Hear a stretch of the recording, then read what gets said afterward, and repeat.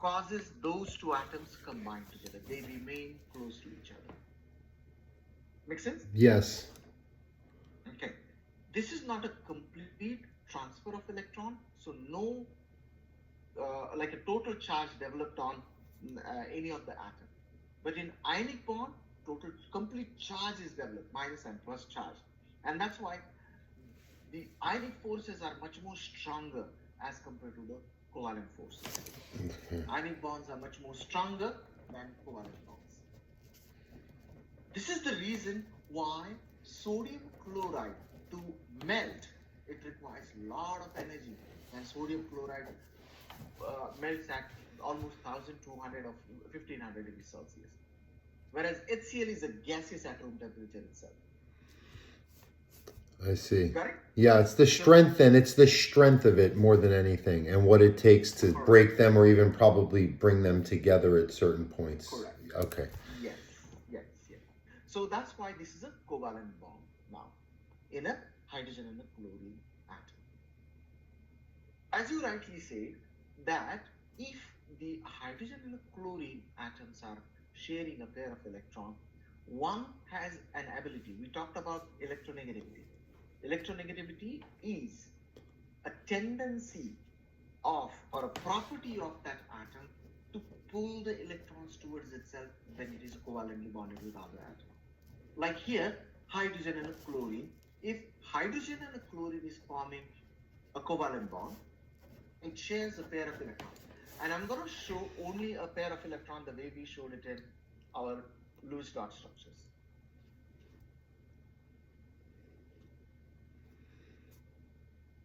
Okay. So if these two electrons are there between the chlorine and hydrogen, I'm showing only shared pair of electron, nothing else. Yes. If both hydrogen and chlorine were at the same electronegativity level, then in that case, none of them would have got those electrons attracted towards itself. And the electrons would have been sitting exactly at the center. Take a case of hydrogen and a hydrogen bonded together. In this case, the shared pair of electron will be sitting exactly at the center.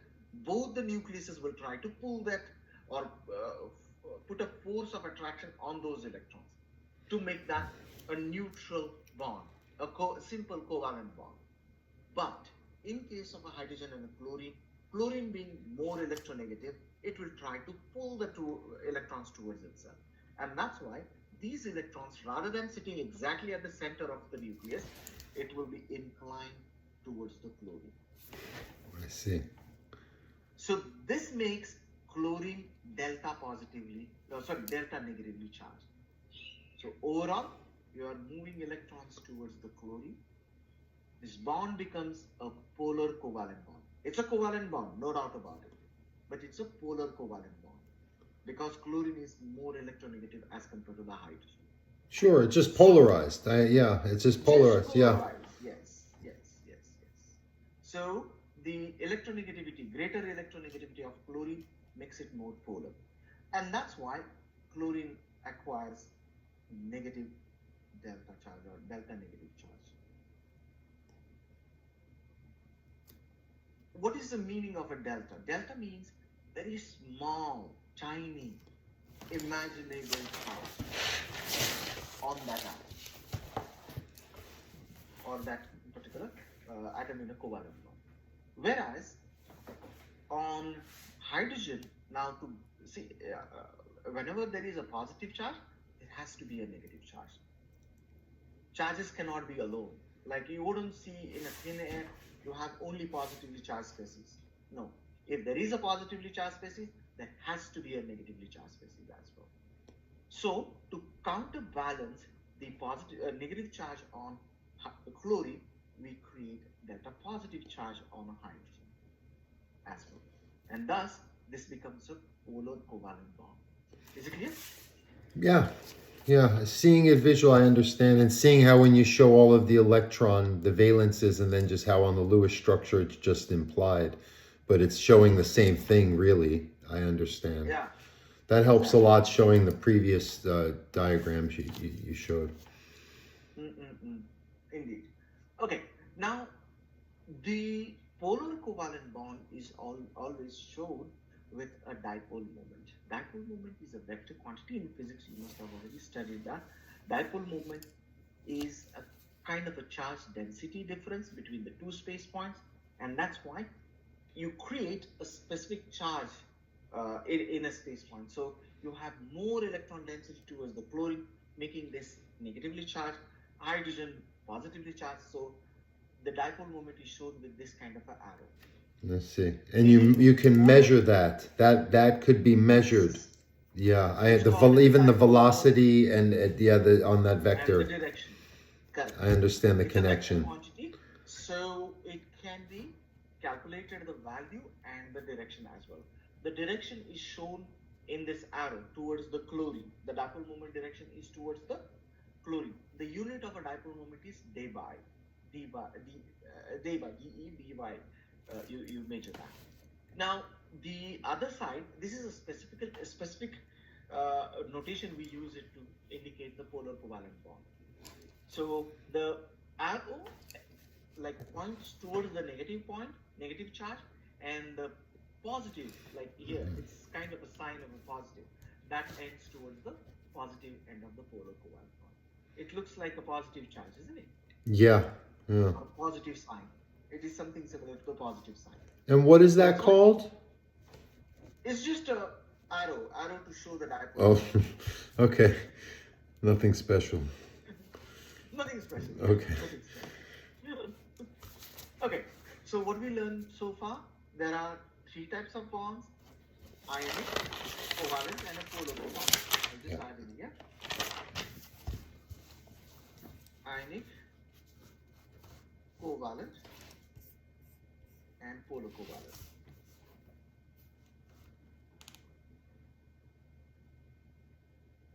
Ionic always forms between metals and non-metals, like sodium and a chlorine. Ionic bonds are often formed in metals and non-metals. Metals plus non-metals. So take a case of sodium and chlorine, sodium chloride. Ionic bonds formed due to complete transfer of an electron.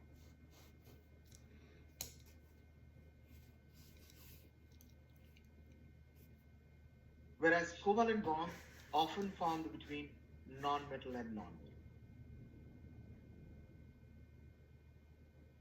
Think of it, hydrogen chloride. Chlorine is non-metal, hydrogen is also non-metal. So that's why non-metal, non-metal.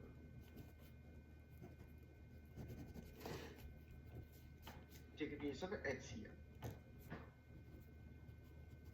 The pair of electron is shared between 2 atoms. And polar covalent bond, again, non-metal, non-metal. Oh, I should have actually said here H and H, hydrogen molecule, rather than HCl. Non-metal, non-metal, but one of the element is more electronegative than the other. The electron pair is shared between 2 atoms with different electrons.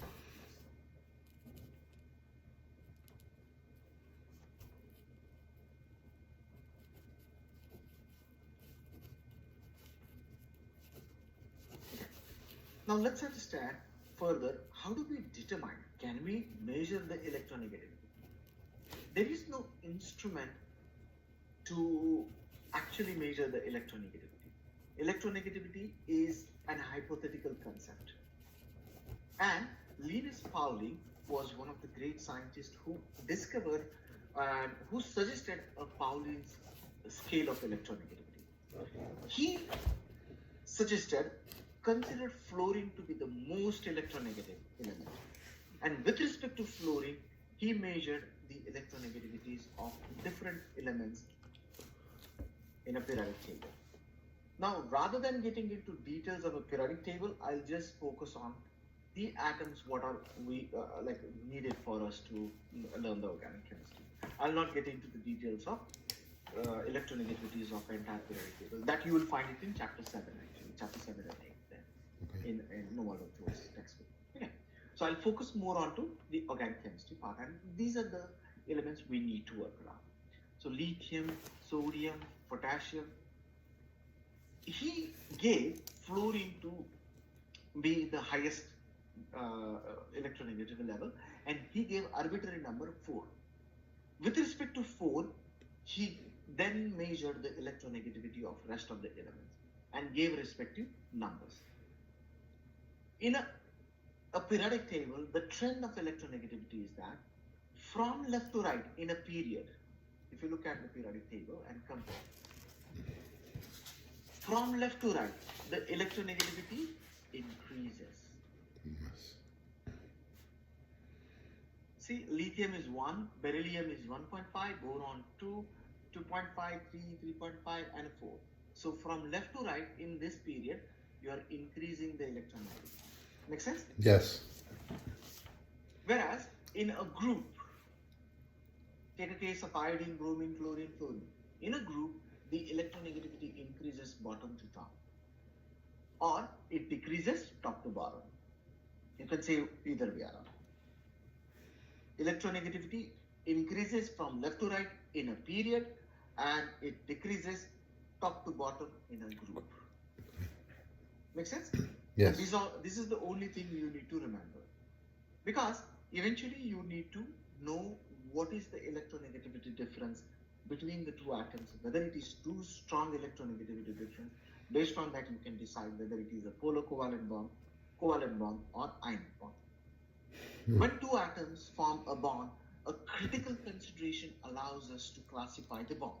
What is the difference between the electronegativity values of those two atoms?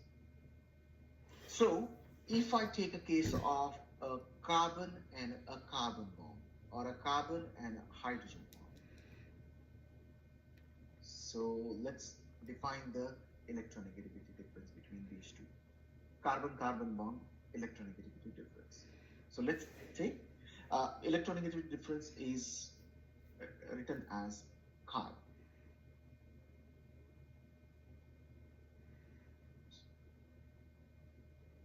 It's a Greek letter chi.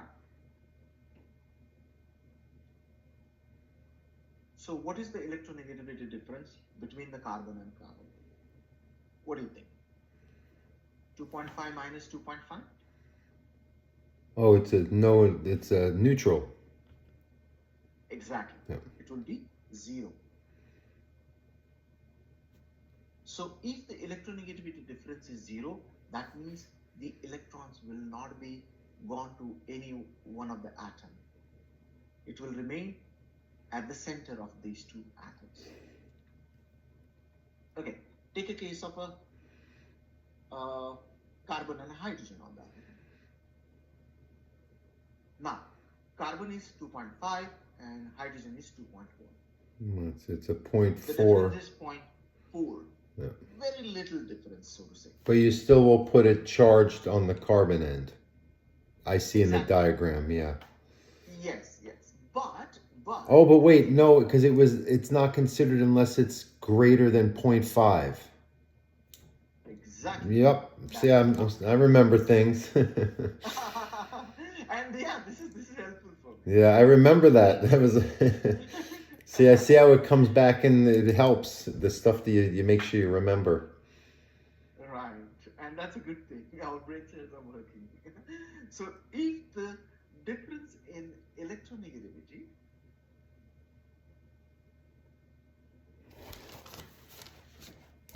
is less than 0.5, then we consider that to be a non-polar covalent bond.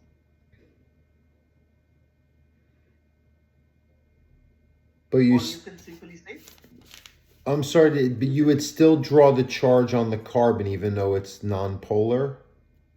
Or considered non-polar because it still technically is stronger? we don't put a charge on the carbon.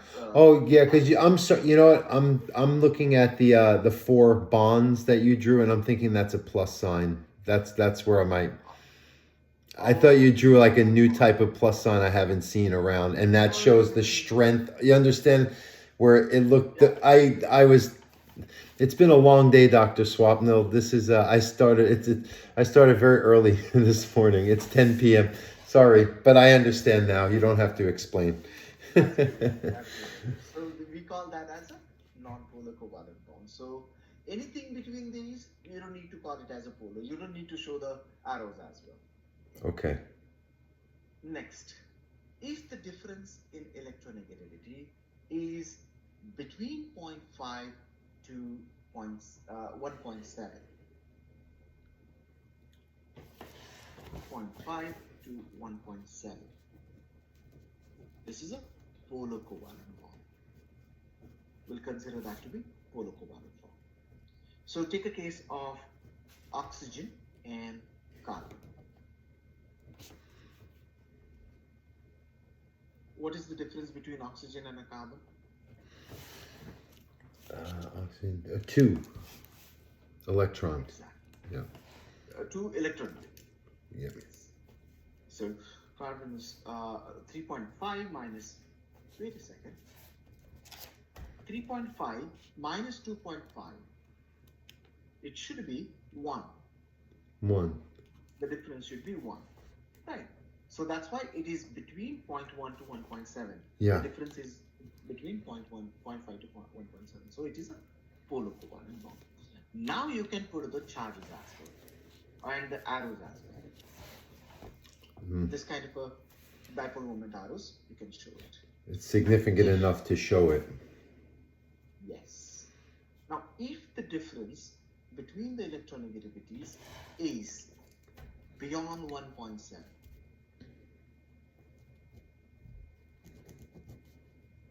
then in that case, it's ionic bond. So take a case of sodium and oxygen. In case of a NaOH, Na is 0.9 and O is 3.5. So it is greater than 1.7. So that's why it's an ionic bond. Fair enough? Yeah, that makes it make so much more sense, especially how we started with the diagram at the beginning. I could visualize it much better now when you're explaining it. Correct. Now, if you compare all of those bonds, if you see, the carbon-carbon bond is a very small electronegativity difference, and that's why carbon-carbon bond is not polar. Carbon-hydrogen bond is also not polar. NH, CO, lithium-carbon, these are all polar bonds. Lithium-nitrogen, polar. NaCl is completely ionic. There is a large electronegativity difference. Yeah. Okay? So these are electronegativity differences, and based on that, we can define. Now, one thing I would like to discuss about the lithium-carbon bond.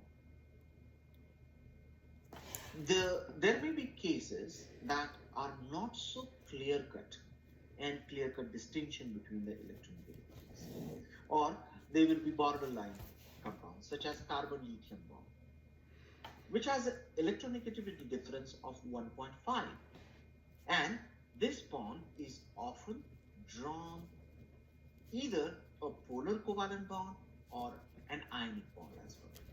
Both are equal. We don't consider that to be much of a difference in it. Okay. Okay. If the lithium is more electropositive or less electronegative and carbon is more electronegative, then in that case, I should put a negative charge on a carbon and positive charge on a lithium. So the bond, this kind of a dipole moment bond or arrow, should be towards the carbon in this case.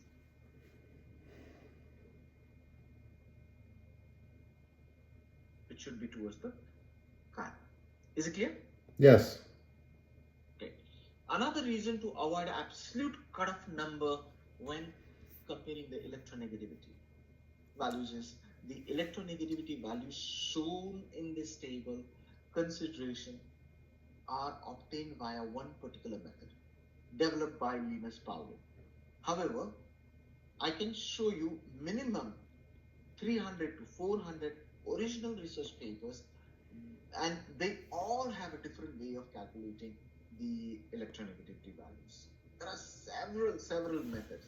I have 300 papers minimum, and they all talk about 7 different methods to calculate the electronegativity values. Each provides a slightly different value. So that's why better not to have strict to that particular electronegativity. So you can actually keep a little bit of edge or consideration. Sometimes lithium carbon bond can be shown as a covalent bond. Sometimes it can be shown with a negatively charged carbon and positively charged lithium as well. Okay, so strict adherence to Pauling scale would suggest the carbon bromine and a carbon iodine bond as a covalent bond. But these bonds will be treated as almost a polar covalent bond throughout our discussion. Practical evidences, practical reactions also shows that carbon bromine and carbon iodine bonds are polar covalent bonds. They are not non-polar covalent bonds. Okay, so that's why stick to the strict restriction towards the Linus-Pauling scale is not necessary. Okay. We will use this scale as a guideline. Okay, I remember that name from years ago, Linus Pauling. Yeah, that was the big. Yes, that was the. It was a. We spoke about him a lot back then. Indeed, must have. But then later onwards, now after my college days, I haven't seen any research paper on electronegativity data. But during 1950s to 1980 itself, we got several hundreds of electronegativity data papers. Okay, now let's see in a molecule, how do we utilize this and define the polarity of the bond? Take a case of methanol. Here, in a methanol, you will see there are, now I don't need to put this here. Okay, so in a methanol, there are several different types of bonds here. CH bonds are there, CO bond is there, OH bond is there. What do you think? Which one is a polar and which one is non-polar bond? No, all of these are covalent bond, no doubt about that. But which ones are polar covalent bond and which ones are non-polar covalent?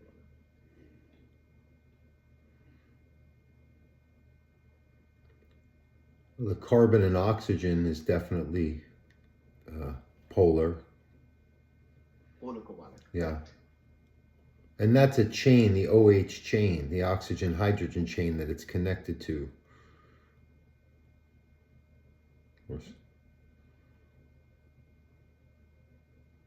Yeah. So CH bonds are non-polar covalent bonds. All the CH bonds. You expect non-polar covalent bonds.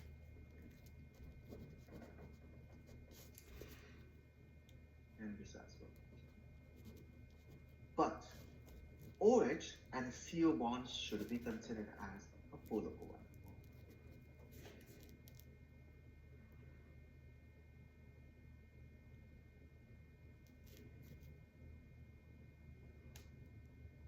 There they are. Okay. Isn't it? Yeah. And so if I want to put the arrows, how would I put the arrows? In which direction the arrow should be ending? Towards the oxygen, carbon, or hydrogen? Let's see. Carbon, oxygen. It should be towards the oxygen because it's a stronger. Yeah. So both the arrows should be towards the oxygen, and that's why I can create a delta positive and negative charges as well. So carbon will have a delta positive, and hydrogen will have a delta positive, whereas oxygen will have a delta negative charge. Make sense? Yeah, because I could see the non-polar because it's only 0.4 between the hydrogen and the carbon. Yeah, that's right. Okay. Now, may I suggest you to carry out similar kind of activity to put a polar covalent bond, non-polar polar covalent bond, and put a delta positive and delta negative signs on these different structures. This will be your practice question. So you can draw these structures on yourself later on and define the polarity and polarity of different bonds and put a delta positive, delta negative signs as well. Okay. Okay. Now, let's try to define these electronegativities and polarity of the bond in terms of electrostatic potential maps. There are computational methods nowadays. We use those to determine the polarity of different bonds, and these are called as pictographic representations of the polarity. We call that as electrostatic potential maps. So carbon-chlorine bond in chloromethane is a polar covalent bond, and that's why chlorine will get delta negative, delta positive. Here, carbon is expected to be delta positive, so bluish color, and reddish color and towards the chlorine. So this is the map correlation. Okay. This is called as a this kind of a picture, you call that as electrostatic potential maps. Because eventually, when you start your course, you will be seeing these kind of pictures a lot, and that time you shouldn't get confused with those pictures. So that's why I am considering these to introduce you. Great. These are electrostatic potential maps. Okay, very good. Now, in the next lesson, I would like to move on to reading the bond line structures, and that's what we decided as well at the beginning of the lesson.